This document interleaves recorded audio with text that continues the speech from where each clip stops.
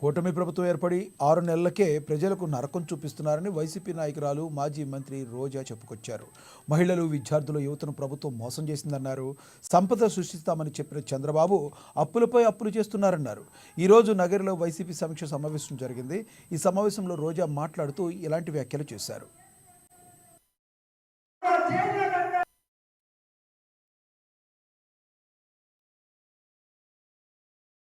చంద్రబాబును ఎందుకు గెలిపించామా అని ఇప్పుడు వాళ్ళంతా బాధపడుతున్నారన్నారు. రాబోయేది వైసీపీ ప్రభుత్వమేనని చెప్పారు. ఉమ్మడి చిత్తూరు జిల్లాలో కుప్పం సహా అన్ని నియోజకవర్గాలను వైసీపీ గెలుచుకుంటుందని ధీమాని వ్యక్తం చేశారు రోజా. వైసీపీ కేడర్ను ఎవరైతే ఇబ్బందులు పెడుతున్నారో వారికి వడ్డీతో సహా చెల్లిస్తామన్నారు. పచ్చ మీడియా అసత్యాలను ప్రచారం చేస్తుందని దుయ్యబట్టారు రోజా.